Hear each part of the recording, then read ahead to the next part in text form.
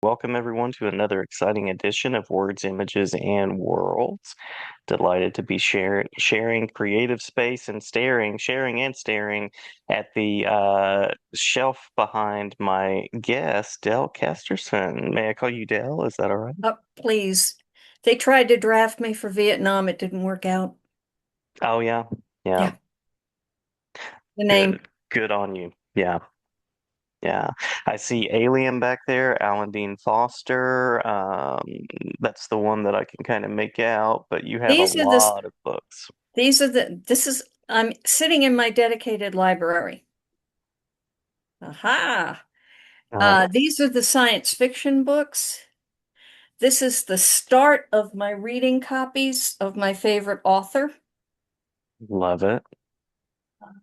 Hang on, just give me a second here. Sure. I'm just going to pull one at random so you can see. I'm trying to not knock things over. Rexed out. Okay, I know this person. Yes, yes. The Nero Wolfe series. Very nice. I, Introduction by none other than Lawrence Block. yep, well, that particular edition of that particular book. However, across the room where you cannot see, I'm staring at my collection of hardback first editions of the Nero Wolfe books. Very nice. I Very will nice. explain how this came into my life in answer to one of the questions. Wonderful. Well, I also see a book up there called Resort to Murder. I've heard of this book. I believe this is, there it is. Lauren Kaye Mystery by Dale Kesterson. So Yep. glad to be giving real estate to your work as well. Yes. That was the first book, Staged for Death. Oh, Resort was done as a response to a personal tragedy. I had to get past some pain, and uh, as I tell people, and I've been told that this is not a good way to tag myself, but I love killing people on paper. It's the safest way, really. It's the safest way. Well, yeah, and you can base a character on somebody you can't stand, and Hmm. then do all sorts of interesting things that you could never do in real life or shouldn't. Resort was the first book. And it's got scuba diving in it. I was a diver. Nice, nice. Staged for Death was the second one. It is set against an opera production. I did 2 seasons as a member of the chorus of the Mississippi Opera Company in Jackson, Mississippi. All the Wow. backstage stuff is real. Nice, nice. You were mentioning live theater before we hit record, so very interesting that you weave your experiences in that way, and so very smart to do that. And Murderous Intentions was I love the cover. You've got to love Hmm. that cover. Very classic. Um, I asked uh, Gene Rowley, who does our covers, I told him I wanted pearls, roses, and a gun. Hmm. And that's what we got.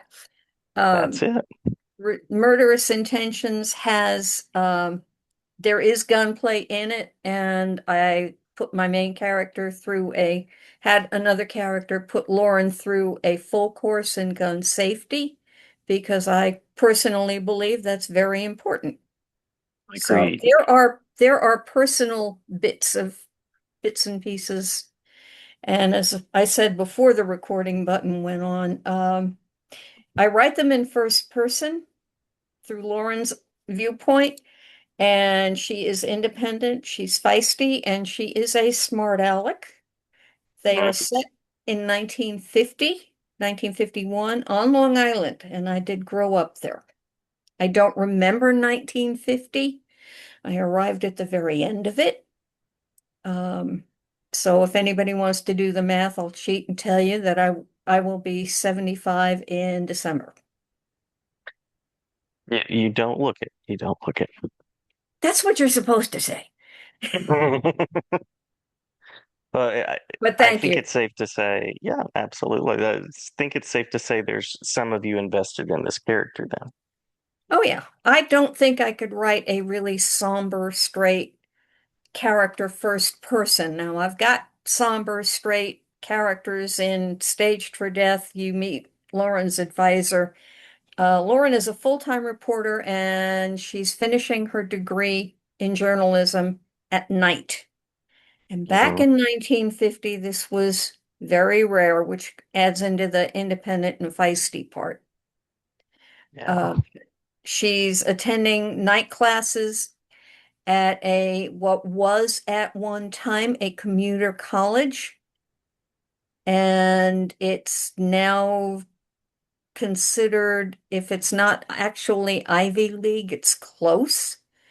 Hofstra University is what it is now, but it started out with day classes on campus and as Hofstra College, and they offered night commuter classes. Oh, personal history makes its way in. You have to write what you know. Yeah. How If did you get involved in the world of writing? I've always been a storyteller. I mean, even if I just told them to myself, I was an only child with some friends, but basically it was just me on rainy days with books. Like many girls of the era, even now, because I know they're still out there, I grew up with Nancy Drew and Judy Bolton, the Dana Girls, and Cherry Ames Nurse, and a bunch of others. And my mother would take me to who my mother was a reader. I mean, she was a bibliophile.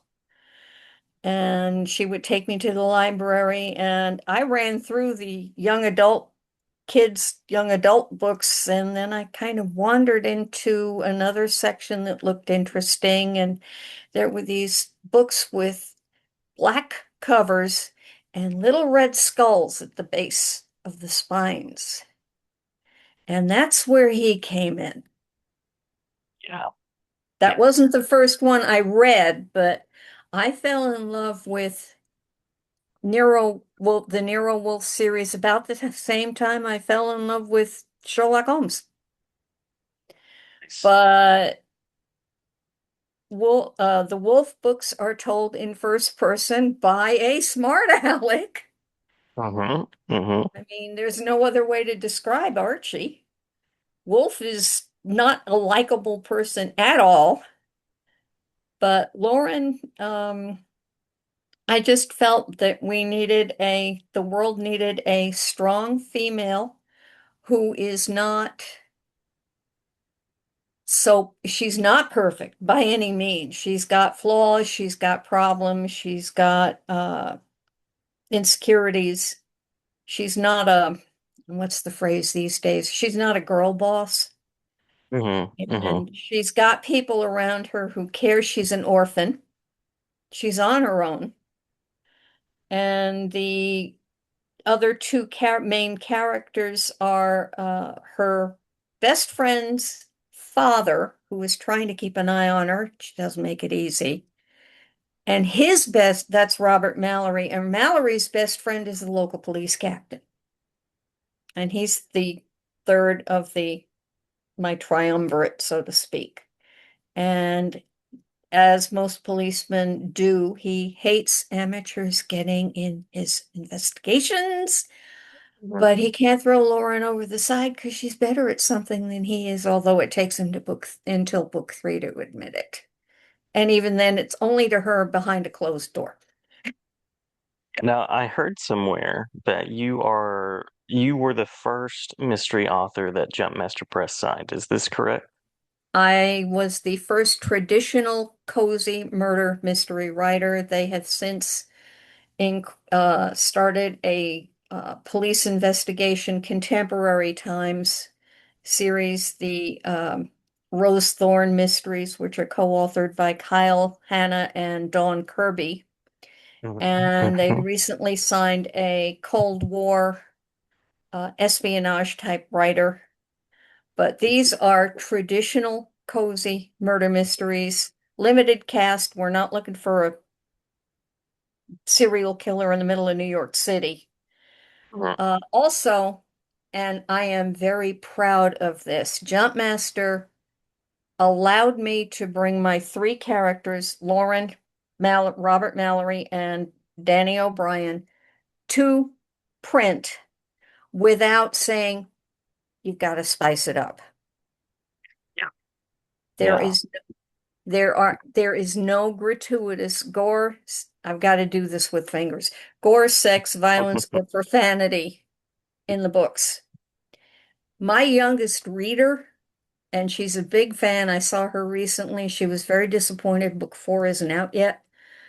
She bought the first three books with her mom's permission when she was 10 years old Nice. and had them Nice. completely read within, I think, a week, I was told.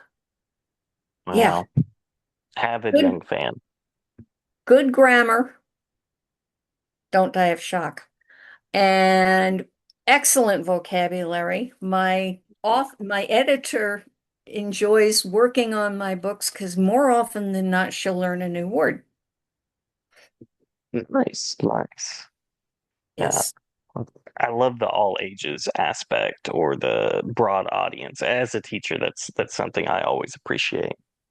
I think my oldest fan is like 85 That's quite a range. that I know of. And I was with Jumpmaster at the Jumpmaster Traveling Bookstore at a convention in Birmingham about a month or so ago. I'm losing track because we had a natural disaster here. Um, yeah, it was in late May. Excuse me. And somebody came up to the booth and went, I've got those three. When's the next one coming out? Hmm. Hmm. Nice. Music, sheer music. Yeah. As a writer, you would appreciate that. Hmm. Yeah. Very rewarding on that end. That we were also talking before I hit record. I'm a former librarian, and I know that there are lots of people that traffic to the mystery section. What is it, do you think, as a writer in the genre, that makes this such a special place for people? I think it's the challenge of the puzzle or the Hmm. problem or whatever's going on. When Resort came out, the daughter of a friend of mine said, "No, I'm going to buy my own copy," because Gail was one of my her mom was one of my first test readers, and she enjoyed it. And she was talking about it, and I went, "No, I don't want to borrow yours. I want my own copy." Okay, fine. And she emailed me. She said, "I thought I knew who had done it three times." And I was wrong three times. Nice, nice. Well, good on you. Hey, um, book three, Murderous Intentions. Lauren's life is on the line.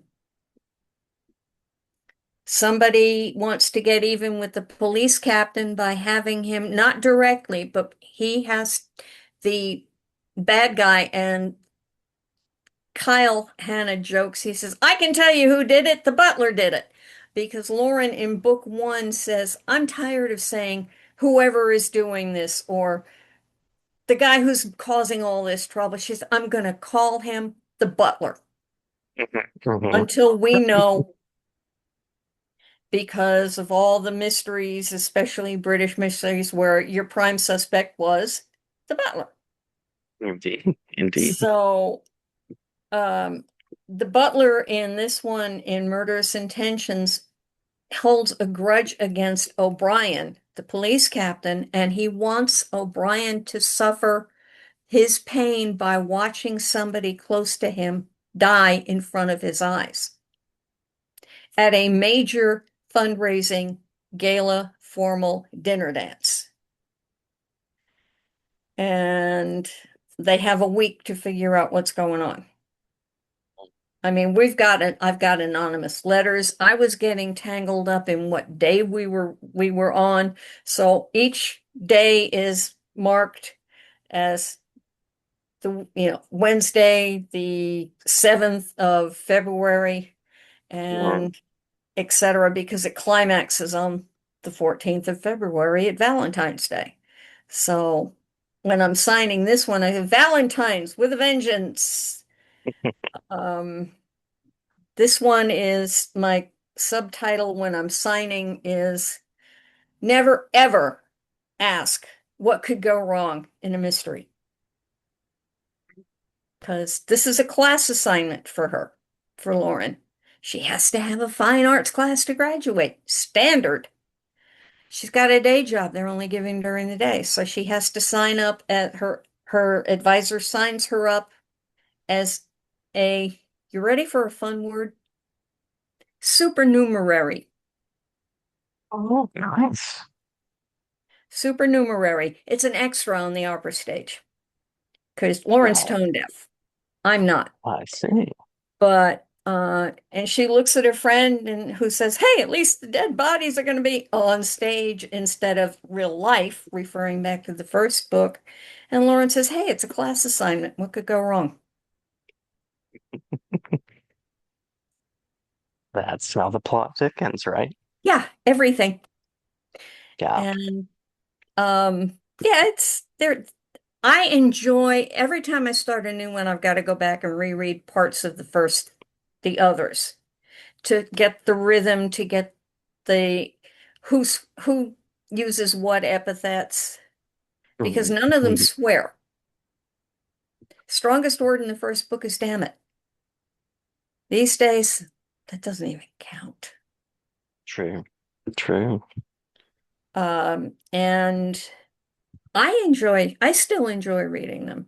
I have one reader who told me that while asking when the fourth one was coming out, that she reads them the first time for the stories and she rereads them to meet old friends. Ah, nice. The Getting to know characters, the characters.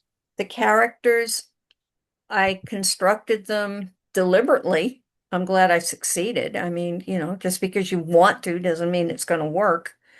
Uh, to be people that you would like to meet in real life. And I've heard that from more than one person. So apparently I did it. And everybody who read Murderous Intentions told me I was never going to be able to top the suspense and the pacing. And if I drank beer, I'd say, "Here, hold my beer." I don't. I can't stand the stuff. But now I just look at them and go, smile and say, "Wait till book four." Take a deep breath. Nice, nice. Sounds like you also like to challenge yourself in that way. Don't we all? Yeah, yeah. Improving on the craft.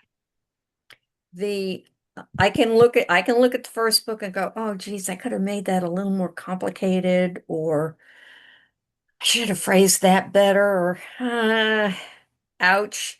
Um, I've I've co-authored other books and I reread those and go, "Oh my God, I've learned so much." Now, I will let you know, I swear fluently. I'm very capable of swearing fluently, Mhm. but my characters don't. I made a point of it. And I was told by other public publishing houses, the first one said, "Nope, not what we're looking for." Gee, that was helpful. And the second one said, "Yeah, we like the characters and such, but you got to spice it up." And I went, "No." And then got got I connected with Jumpmaster and they've been great. I've got my fifth book in my head. I don't outline. I was going to ask about the planning process and what that looks like. I know, obviously, I'm not Agatha Christie. Agatha Christie never outlined. Neither Mm, did Rex Stout. But very cool. I need to know when I sit down to start one, like the fifth book, which is going to take place on a cruise ship, uh, who did what to whom, how, where, when, and why. Mm, Once I've got that in my head, I don't even have to write it down. But I've got my characters boarding a ship, and the first thing Lauren does is dump her makeup bag over the side. She is not a high maintenance person. Her best friend Julie has to fight with her to get her into a dressing room to try on formal gowns in murderous intentions. She doesn't want to be there. She hates shopping, and makeup is something she's very, very loosely conversant with. Mhm. She's not fussy. She's got other better things to do. And domestic chores are so far down her priority list, they often fall off entirely. It's- Yeah. Like I You, said, you have a I fleshed out can't write character. first person with a staid, I'm sorry, my smart alecky-ness leaks a lot. So does my warped sense of humor. But you can't grow up in New York without a warped sense of humor. I was going to ask about the ingredients, the inspiration. So it sounds like the place you're from, the places you've been has a lot to do with this. I've been around for a while. Uh and I've done a lot of things. I've done radio, I'm still doing community theater. I had a wonderful opportunity that I auditioned for a brand new show. The playwright, who's a friend of mine, begged me to audition. I wasn't planning on it. I knew I was gonna lose a month out of my life. You can't go on stage without losing most of the rest of your life at that time.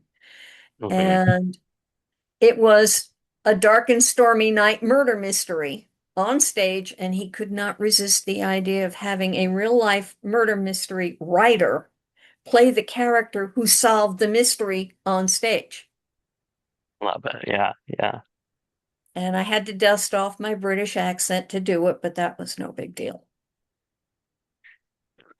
I would ask, but I don't want to put you on the spot. So Go ahead. I'll Go ahead. Try. I dare you. I'm from New York. It's going to be hard. may we hear the British accent, please? Well, what would you like me to say? I can. I have an idea. Hold on. A good British accent is not overdone. Hmm. My acting debut and subsequent arrest for murder traced back to a meeting with my advisor the first day of classes at Hofstra College. My acting debut and subsequent arrest for murder. It's the first line in Staged for Death. Straight first line. Not a bad accent either.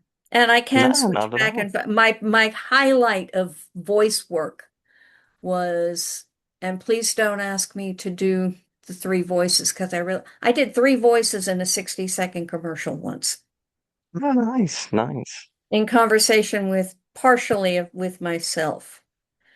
And I also was asked to do character voices for a radio show, and one of them killed a clock radio. Nice. I've had voice actors on before, so this is a way of storytelling as well. Hmm.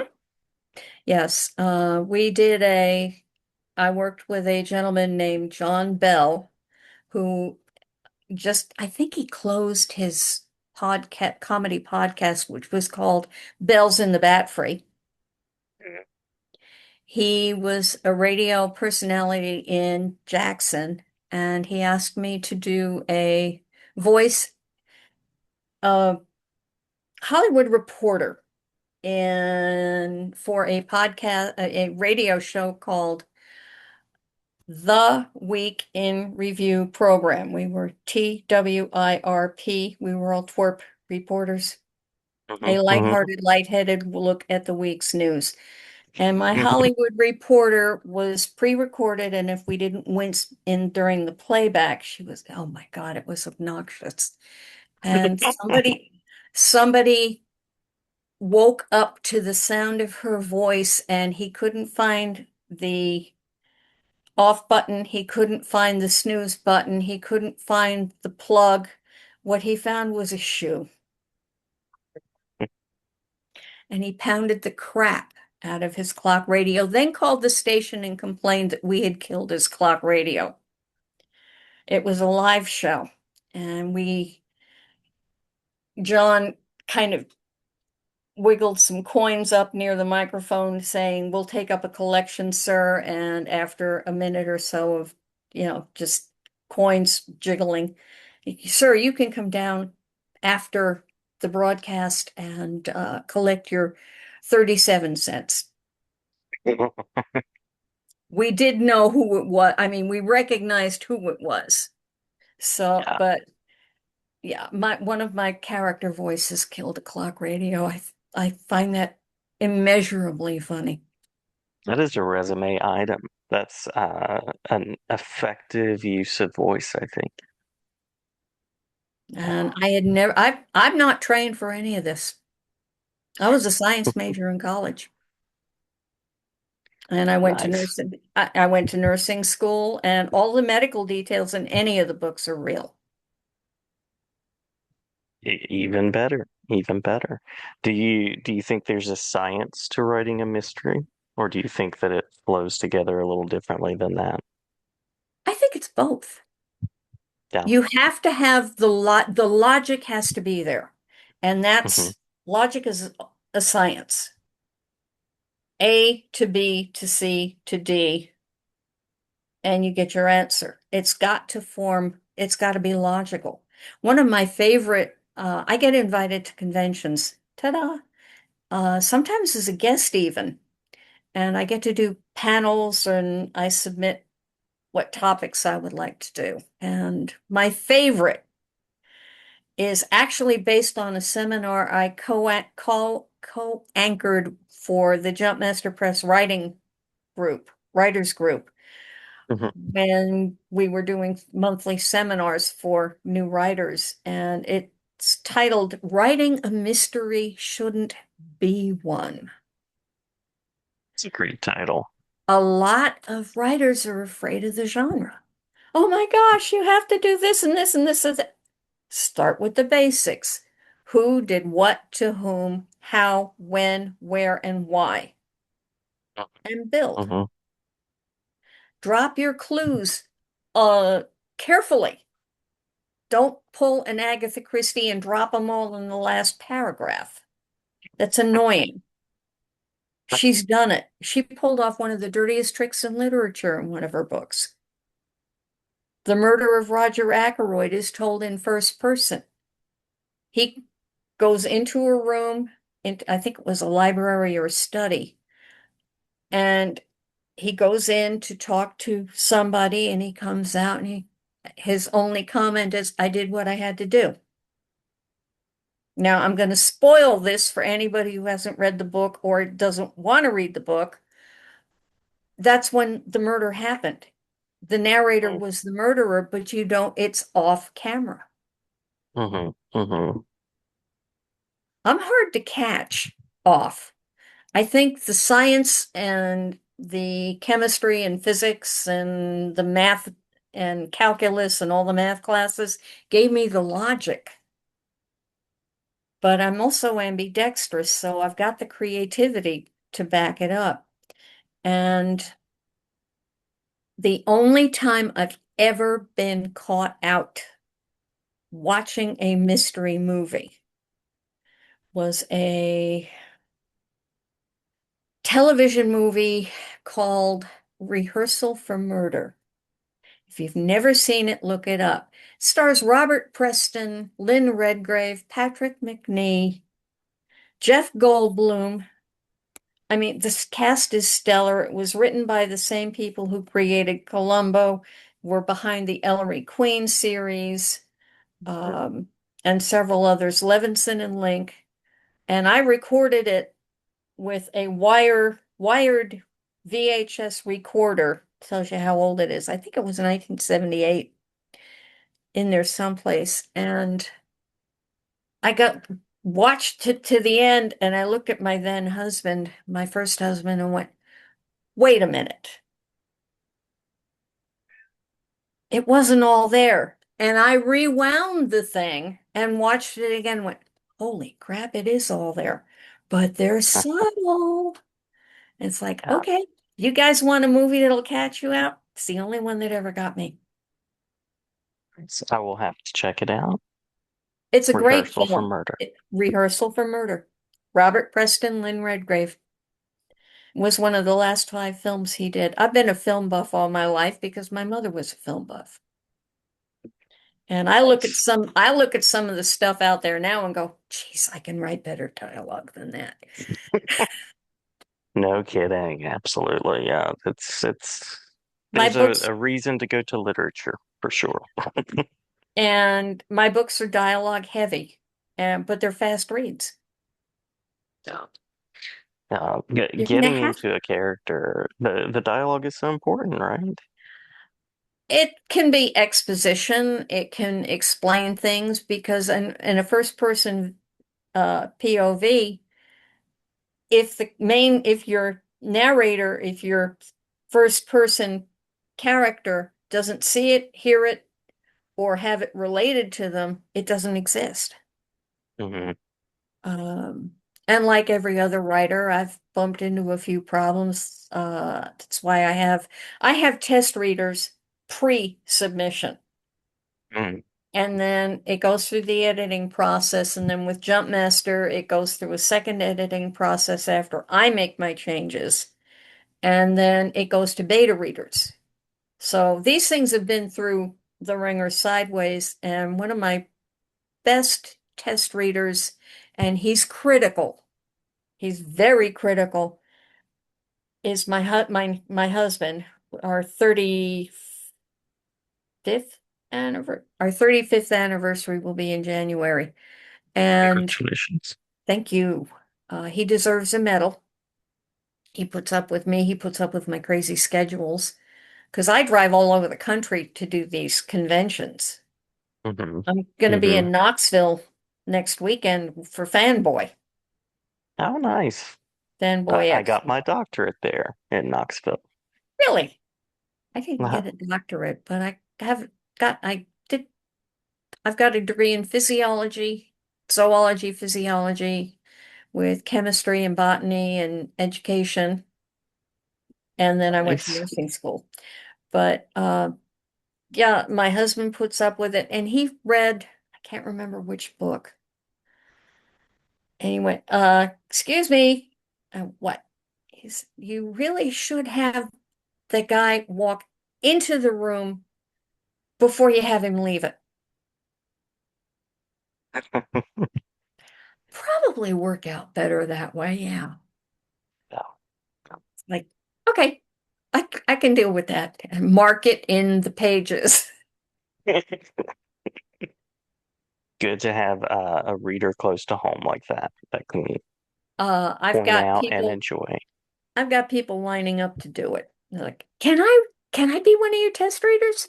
The gal who sold me my uh owl earrings Hmm. was a test reader for this, and she walked up to Kyle, I think, at another convention and went, you gotta get it out fast. This one's great. It's like, I can deal with that. There were mistakes in it, and we found them. I think we found most of them, but you never find them all, ever. Such is life. Such is life.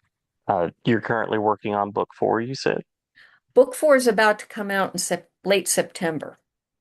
Book Nice. five, which is tentatively titled Cruising for a Murder instead of Cruising for a Bruising, Cruising for a Murder. Hmm. The police basic premise, uh, the hardest thing I've ever had to do was write the blurbs for the back of the book. Oh yeah. Hmm. How Boiling do it you get down somebody and interested in the book without giving it away? yeah. Uh, in less than 200 words. Jeez. Uh, Basic premise for book five is O'Brien, the police captain. Now we're in 1951 at this point, and he hasn't had a vacation since 1946. And the police commissioner decides he's got to have a vacation, and his best friend, Mallory, decides the only way he's going to make where they're going to make this stick is to put him on a cruise ship. I've Mhm. already got people wondering who's going to go overboard. Each book stands alone as a story. That's You very don't nice work too. you don't have to read them in order. It helps. I'm not going to lie to Hmm. you. Character development wise, it helps. And book four takes place 6 weeks after the end of this one. So we're still dealing with some of the consequences at the end of this one, Hmm. the one where her life is on the line. She survives. Uh, but it took its toll. Um, and I say this very openly. At the end of book three, she gets shot Hmm. and she's in a cast. And I joke a lot because she's very right-handed and her right arm is and right shoulder are immobilized in plaster. And anytime I needed a little bit of comic relief, I set her down at a table and tried to, watched her try to eat with her left hand. Now, I can do And it. I'm ambidextrous. I can write with either hand, but she can't. So, but there's a lot of humor in the books. It helps. and yeah, it alleviates the mystery and gives you a moment to process all the clues. It lets you take a breath. Yeah. But If I want to find out more about your work, you've mentioned some conventions, so Knoxville, any places online that people might go, or any other conventions you might want to mention. I will be doing my convention list. Oh my gosh, my calendar. This is one of the reasons why my husband deserves the medal. I'm doing Fanboy, and a couple of weeks later, a local uh, event, Kansas authors in Kinsley, Kansas. It's a 1 day, starting at the library and ending up at a small boutique antique store in Kinsley. And I'm one of three or four authors. And then in the end of August, I'm doing ICT Comic Con in Wichita. Oh, ICT nice. being the Wichita uh, airport call letters code. Hmm. Um, and I'll have that. And then in October, the middle of October, I think it's 10th to 12 October, Kyle, Hannah, and I will be guests at Contraflow / Deep South Con in New Orleans, actually in Kenner, which is New Orleans. Um, and book four should be available then and that for there. And then I think I've got a couple of more before the end of the year. Some local, some not. But I did Birmingham. I was in Tupelo the about 2 hours before they canceled Tupelo Con because of the weather. Hmm. We got blazed. I mean, it's like now what do? I just drove 15 hours I put 22,000 miles on my car last year. But I love my car. It's comfortable. It gets 50 miles to the gallon. It's a hybrid, but you don't plug it in. It's a an older Prius Nice, nice. and it goes for freaking ever on very little and I love it. It's comfortable and it's TARDIS blue if Hmm. Hmm. and it is, I swear to God, it is bigger on the inside. Perfect for taking the books all around and all the things. Books and yeah, and the more books I have, Um, every time I take it in for servicing, which is about every 2 or 3 months, because I put a lot of mileage on, they're going, "You ready to trade up?" It's like, no, this thing's paid for. That is a catch, absolutely. A paid for vehicle is a great thing. And I have no sense of direction. Something I do share with Lauren, I can't fake a sense of direction well enough to write it. Somebody got tired of hearing me say, I got lost. in I got lost in downtown Huntsville. And a friend of mine who lives in Madison met up with me. He said, "Here, I have a present for you." And he gave me his old Garmin. Oh, nice. Uh-huh. It's like, you're forcing me into the technical stuff. My cell phone is a flip phone. I do not own a smartphone. My daughter calls it my average intelligence phone because it isn't smart. My kid Nice. is my kid. But the best way to get an idea of my work is to go to my website. I do have one. I don't run it. Um, I tell my webmaster what to put up and she does it. It's www, gee, really? DaleKesterson.com. And we've got Easy it to worked. remember. Yeah, we've got it worked so that you can actually read the first chapters of the books online. Wonderful, wonderful. So I'll be sure and link it in the talk as well. I would appreciate that. The characters of Lauren, Robert Mallory, and Danny O'Brien have been around since I think I was in college.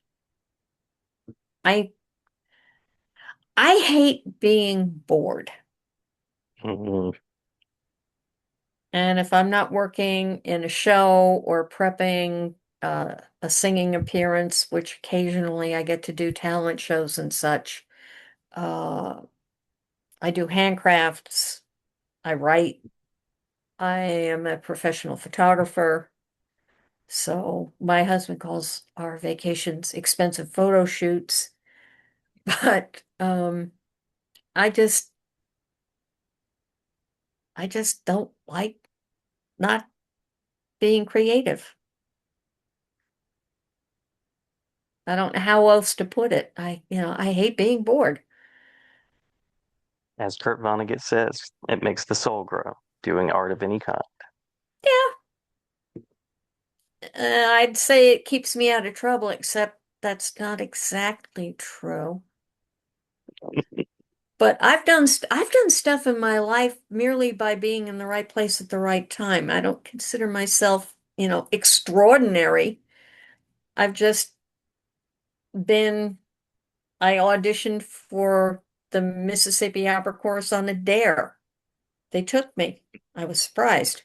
Then they decided that I could walk without around the stage without looking at my feet, make faces and sing all at the same time, and I got kept getting drafted for acting parts. I never had acting. I was too busy in college with science classes. Mhm. Science and math and physics and chemistry and organic chemistry and microbiology and all of this stuff most people go, "Ugh." I loved it. I took a microbiology class and got an A without sitting the final. And now you're authoring. And now I'm a published author. I'm still trying to wrap my mind around that. I really am. It's like these are stories I've wanted to tell for a long time. The fact that people buy them, I mean, they're good, but that doesn't mean anything these days. They're not filled with sex and gore and violence and profanity. But I've heard from a lot of people, "Oh, I love mysteries, but I don't want nightmares." That's okay. That's cool. And I don't like swearing. We're still cool. And no icky, not icky, but no graphic love scenes. And no, then there's no blood splattered all over the walls and just nicely tight puzzles to think about. I think one of the things I enjoy is hearing that really made me think and work through it logically. It's like, yes. And kids whose mothers come up and say, "My daughter or my son's English grades are going up because he's reading the books." It's like, yes. As a librarian and a teacher, you I appreciate that very much. Absolutely. I love that entry point into any part. I know sharing a book that has like a one on the side or a three, if you put the three on the shelf, even if it's a standalone, if it says three on the side, I have students that won't touch it until they've done the first one. So I love that flexibility to build the characters, but also lead in whenever. Yeah, the I told somebody who wanted to jump it. Somebody came up to the jump master table at, I think it was Huntsville a couple of years ago.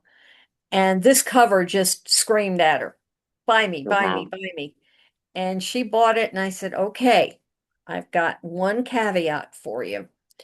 There's a relationship reveal at the end of the third book. I said, if you go back and you're going to want to, if you go back for the other two, you're going to have to forget that you saw it. She was there with her boyfriend and it science fiction and all the stuff that was going on. Heaven knows there's a lot of it at Huntsville. Uh, just isn't her thing. So I saw her over near the concession area a little later and she was like deep into it. And she stopped me and she said, "You've given Lauren a wonderful voice." She said, "I got to go find my boyfriend and see how much I'm worth to him because I want the other two books before I go any further." It's a It's that great kind of review. it's that kind of feedback that encourages, and this is so important to any writer. Feedback, reviews, online, um, Amazon. You don't have to buy the book on Amazon to write a review on Amazon. Most people don't realize that. There are other sites out there that take reviews. You enjoyed it. You don't even have to say why or what you like. Just great read. Stop right there. That's fine. With some stars. Yeah. And five stars, 4 stars, nothing below four. Um, but let us know we've done our job because that's what encourages us to keep going. Absolutely. Absolutely. Do you write at all? I do. I do blog posts a good bit. I do nonfiction. Being in academics, I've done some articles that way, which is you get like reviews at the beginning of the process, but then they sort of go out there into the world somewhere, and if you're doing well, people cite it or they use it somewhere, and that's kind of the feedback. But you're absolutely right. It's a very quiet world, and it's nice to hear back in some way. Doing live theater. One of the joys or terrors is working in front of a live audience. You get instant feedback. If Hmm. they laugh where they're supposed to, if they gasp where they're supposed to, yeah, you're doing something right. It's when the jokes fall flat that you start. It's called flop sweat for a reason. And, or, dang, I missed a line. Crap, I knew that line. This last time, with I had the lead. I didn't realize it when I auditioned for it, but I got the lead in that play. And a couple of weeks later, I was went for a physical, and they do uh, mental acuity screening. Hmm. And the nurse aide who was new and didn't know me, looked at me. I'm going to give you 3 words, and in about 10 minutes, I'm going to ask you to repeat them back. And all I could do was sit there and laugh because I had just come off a live stage performance where I had 4 monologues. Yeah. And he's Yeah. asking me for 3 words. It's like, he right over his head, no sense of humor. It's like, okay, I'm sorry, I'll behave. My doctor walked in, looked at my face, and what happened? And I told him, and he just threw his head back and laughed, but he knows me. He's, he's new, he's trying real hard. I said, yeah, he needs to, loosen up. He'll live longer. I bet you still remember the three words now. chair, sunshine, and banana. Yeah. There it is. Sounds like a nice afternoon as well. Yeah, I asked him if he wanted them backwards, forwards, in sentences, backward. I mean, but yeah, anyway, whatever. Um, it's just, I love, I love what I do. But to any writer, uh, the late, much missed Robert Asprin, I don't know if you're familiar with his work. The I've heard Myth the name. Heard series, the Fool's name. Company, was asked by a group of wannabes or newbies or hopefuls, what's your best advice in one sentence? What's your best advice for new writers? And he thought about it. And I went, oh, great. Here we go. It's going to be profound, or it's going to sound like it's profound. And he said, you ready? Mhm. Never write anything you don't want to read 250 times. Yeah, And that's it. like it. I like it. Very That's on point. very much so. And that's even getting them to this point, much less having to review them yourself. That's about Hmm. right. Yeah. Yeah, Geez, I'm using that word twice in the same paragraph. No, one of them's got to go. yeah. Uh, very good advice. Absolutely. I'm going to use that this coming year as I teach AP composition and as I uh, teach writers in different spots, and certainly glad to share that. And I appreciate the way you've been so generous with your time and your story, and glad to hear about the books and hear about the world that you've crafted. It's a real world. All the historical I love history. All the historical details are accurate. Um, Book 4 has an interesting cameo by a real person. Uh, I managed to work an actor by the name of Yul Brenner into the plot line.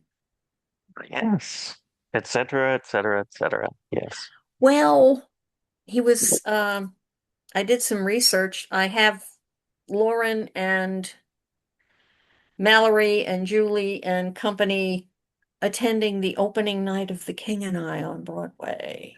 Oh, perfect. Uh-huh. Uh-huh. And then I did some research on Brenner and went, hmm, he was a linguist. I did not know that. He was born in Russia. He was schooled in Paris and China and London. Mm-hmm. And the plot line involved some French, and he ended up being the translator. How cool. How very cool. It's like, hey, an aspect of his life most people are totally unaware of, Did not know that. but it's True film historically buff. accurate. And the Nice. 1950s uh, were a more, at least outwardly polite time. Mm-hmm. People spoke good English, proper English, because you're probably too young to remember them, but I grew up with little grammar books. They were, I mean, literally about that big. They were a pain in Mm-hmm. the neck because they always fell out of your arms when you were trying to rush to a class. And I had teachers who instilled vocabulary words that we had to learn how to spell and define and use in sentences. And uh, Lauren's advisor uses one of the ones that I remembered the most. Again, real life, but you have to write what you know. And if you don't know it, find somebody who does. Yeah. Yeah. Because my bugaboo is people writing combat scenes or fight scenes where their hero gets shot and concussed, and is suffering major blood loss and he's still running. And it's like, Right. nope, not gonna work. Hmm. Hmm. Yeah. So, I appreciate that attention to detail as well. but again, thank you very much for having me on Anytime. as a guest.